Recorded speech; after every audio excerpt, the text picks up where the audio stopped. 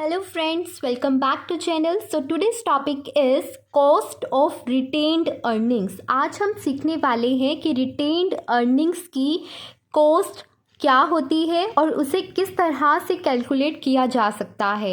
आप सभी को पता है हमारा current chapter cost of capital चल रहा है, जिसमें हमने cost of equity share capital को कैलकुलेट करना देखा, cost of preference share capital को कैलकुलेट करना देखा और कॉस्ट ऑफ डेट को कैलकुलेट करना सीखा।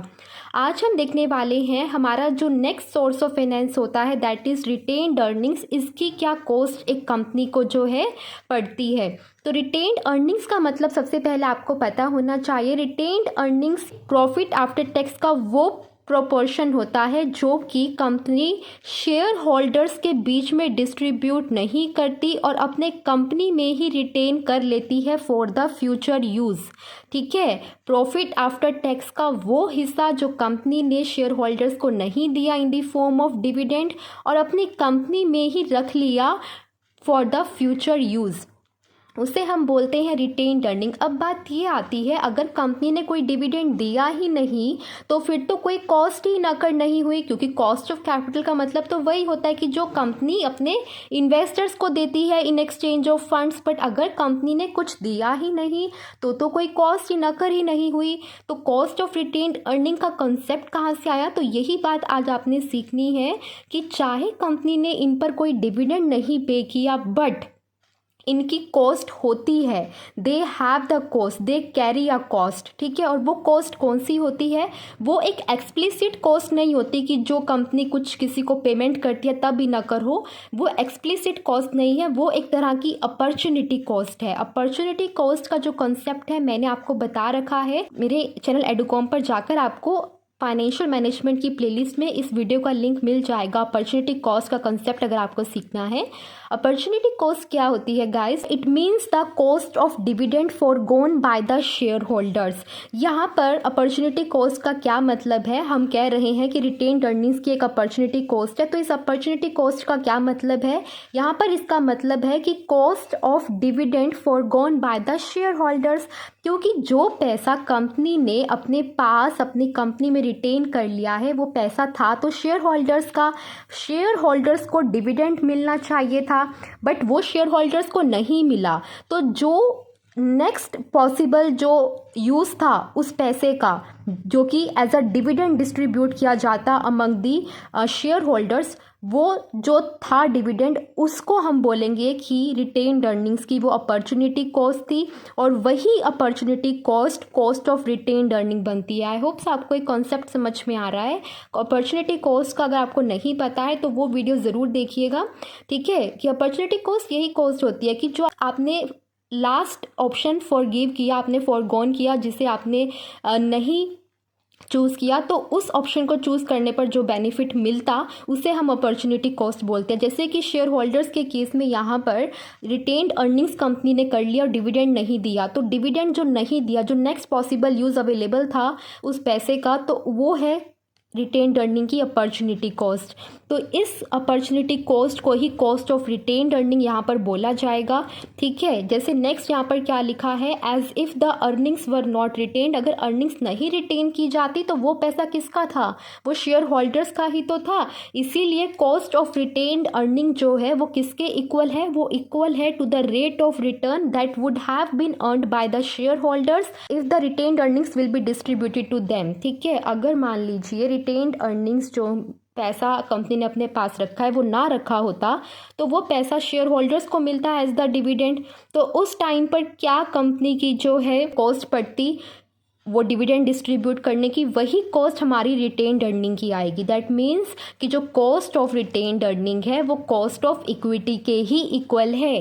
क्या डिनोट कर रहा है, कॉस्ट ऑफ रिटेन्ड अर्निंग ये जो है हमारी कॉस्ट ऑफ इक्विटी के ही इक्वल आएगी, क्योंकि ऊपर लिखा है कि cost of retained earning is equal to the rate of return जो कि शेयर होल्डर्स को मिलता अगर डिस्ट्रीब्यूट किया जाता amount of earning to them. ठीक है, तो आई होप्स आपको ये कॉन्सेप्ट धीरे धीरे समझ में आ रहा है जैसे जैसे हम आगे मूव कर रहे हैं। ठीक है, तो अब आपको ये बात समझ में आनी चाहिए कि रिटेन्ड अर्निंग की कॉस्ट होती है। इसकी कोई एक्सप्लिसिट कॉस्ट नहीं होती, इसकी एक अपॉर्चुनिटी कॉस्ट होती है। अपॉर्चुनिटी कॉस्ट से हमारा मतलब उस कॉस्ट से होता है जो कि नेक्स्ट पॉसिबल ऑल्टरनेटिव की बेनिफिट था। ठीक है, कि अगर मान लीजिए वो अर्निंग्स जो कि अभी कंपनी में रिटेन कर ली गई हैं, अगर वो रिटेन ना कर कर डिस्ट्रीब्यूट की जाती तो उस टाइम पर जो बेनिफिट मिलता शेयर होल्डर्स को वो रिटेन्ड अर्निंग्स की अपॉर्चुनिटी कॉस्ट है। सो ओवरऑल यही है कि जो कॉस्ट ऑफ रिटेन्ड अर्निंग है वो कॉस्ट ऑफ इक्विटी के ही अप्रॉक्सीमेटली इक्वल आती है। थोड़ा सा स्लाइट डिफरेंस होता है, और वो डिफरेंस क्या होता है कि जो रिटेन्ड अर्निंग की जो कॉस्ट होती है वो बिल्कुल थोड़ी सी कम होती है as compare to the cost of equity, और जो वो डिफरेंस आता है वो because of the flotation cost आता है। क्योंकि जब कंपनी इक्विटी शेयर कैपिटल को इशू करती है तो इक्विटी शेयर कैपिटल एक न्यूली इशूड शेयर कैपिटल है जिसकी कॉस्ट कंपनी कैलकुलेट करती है कि कितना पैसा जो है मैंने अपने शेयर होल्डर से उठाया और कितना मैंने उन्हें दिया। उन दोनों को कंपेयर कर कर ऊपर डिविडेंड रखकर और नीचे नेट प्रोसीड्स रखकर हम कॉस्ट ऑफ इक्विटी कैलकुलेट करते हैं। अगर कॉस्ट ऑफ इक्विटी की वीडियोस नहीं देखी हैं वो भी आप देख सकते हो, वही सेम फाइनेंशियल मैनेजमेंट की प्लेलिस्ट में अवेलेबल है। ठीक है, तो कॉस्ट ऑफ इक्विटी और रिटेन्ड अर्निंग्स में जो डिफरेंस आता है थोड़ा सा वो सिर्फ फ्लोटेशन कॉस्ट के लिए आता है, क्योंकि जो कॉस्ट ऑफ इक्विटी है वो कैलकुलेट करते वक्त जब नेट प्रोसीड्स कंसिडर की जाती हैं तो उन नेट प्रोसीड्स में फ्लोटेशन कॉस्ट भी कंसिडर की जाती हैं। क्योंकि फ्लोटेशन कॉस्ट से मतलब है हमारा वो कॉस्ट जो कंपनी उठाती है at the time of the issue of new capital. जब कंपनी किसी न्यू कैपिटल को इशू करती है मार्केट में, इक्विटी कैपिटल जैसे उसने इशू किया, इक्विटी शेयर्स को इशू किया, तो उस टाइम पर जो कंपनी एक्सपेंस करती है जैसे कि administration expenses, brokerage expenses, under writing expenses, वो एक्सपेंसेस यहाँ पर आते हैं। But in the case of retained earning ये कोई न्यूली इशूड कैपिटल थोड़ी है, ये तो कंपनी का खुद का कमाया हुआ पैसा है। ठीक है, जिसके हम कॉस्ट निकाल रहे हैं by considering the opportunity cost. तो इसका कोई ऐसा फ्लोटेशन कॉस्ट नहीं होता, और इसीलिए जब हमने अगर कॉस्ट ऑफ रिटेन्ड अर्निंग निकालनी है तो वो कैसे कैलकुलेट करनी है, कॉस्ट ऑफ इक्विटी कैपिटल में से हमें फ्लोटेशन कॉस्ट माइनस करनी है जो कि आपने कॉस्ट ऑफ इक्विटी पर कैलकुलेट करते वक्त कंसीडर की थी। ठीक है, तो फ्लोटेशन कॉस्ट का मतलब भी आई होप्स आपको क्लियर है, और हमें क्यों माइनस कर रहे हैं वो भी आपको क्लियर है। और इसको मैं थोड़ा सा और डिटेल में आपको एक एग्जांपल की हेल्प से क्लियर कर देती हूँ। यहाँ देखिए कि कॉस्ट ऑफ रिटेन्ड अर्निंग किस तरह से कम आएगी। सपोज कीजिए न्यूली इशूड इक्विटी कैपिटल है, कंपनी ने जो है 1100 रुपया अपने इन्वेस्टर से उठाया और कंपनी का जो खर्चा आया वो 100 रुपये आया। तो कंपनी की जो नेट प्रोसीड्स हैं कि एक्चुअल में कंपनी को कितना पैसा मिला, 1100 में से 100 माइनस करेंगे तो 1000 रुपया हमारे कंपनी को मिला। नीचे हम नेट प्रोसीड्स रखते हैं और डिनोमिनेटर में हम क्या रखते हैं, डिविडेंड। और कंपनी ने जो डिविडेंड डिस्ट्रीब्यूट किया है वो 50 रुपीज़ किया है, तो 50 divide by net proceeds into 105% आया। ये तो कॉस्ट ऑफ इक्विटी आ गई। और हमारी जो कॉस्ट ऑफ रिटेन्ड अर्निंग है मैंने अभी बताया वो आपकी किसके इक्वल होती है, अपॉर्चुनिटी कॉस्ट के। ठीक है, और अपॉर्चुनिटी कॉस्ट यहाँ पर क्या है, मैंने आपको बताया था अपॉर्चुनिटी कॉस्ट से हमारा मतलब है वो डिविडेंड जो कि शेयर होल्डर्स ने फोरगॉन कर दिया है, क्योंकि पैसा तो उनका था। बट अगर कंपनी ने वो पैसा ना रखा होता अपने पास तो ऑफकोर्स वो एज अ डिविडेंड उन्हें दिया होता कंपनी ने। ठीक है, तो वो ये हमारी अपॉर्चुनिटी कॉस्ट है जो कि हम डिनोट करते हैं कॉस्ट ऑफ इक्विटी से। बट ये दोनों में जो डिफरेंस आएगा वो आएगा फ्लोटेशन कॉस्ट का।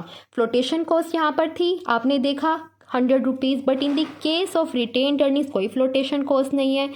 रिटेन्ड अर्निंग्स के केस में यहाँ पर क्या लिखा है, firm raise ₹1100 from the investors, कि उसने पैसा 1100 ही उठाया यहाँ पर भी, बट जो उसकी अर्निंग्स हुई वो टोटल 100 हुए, जिसमें से उसने 50 रुपये बिजनेस में ही रिटेन कर लिए।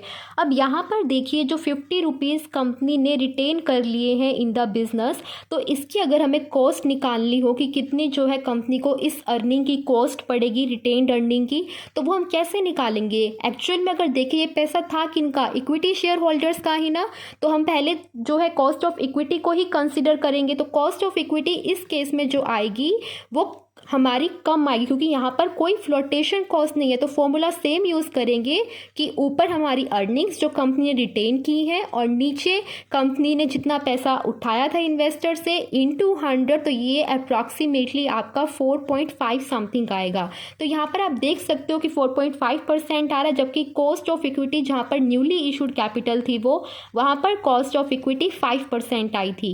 ठीक है, तो यही कंसेप्ट है हमारा कॉस्ट ऑफ रिटेन्ड अर्निंग्स का। आई होप आपको समझ में आया होगा। In the case of any doubt you can ask me in the comment section. Thank you very much for watching the video. Bye bye.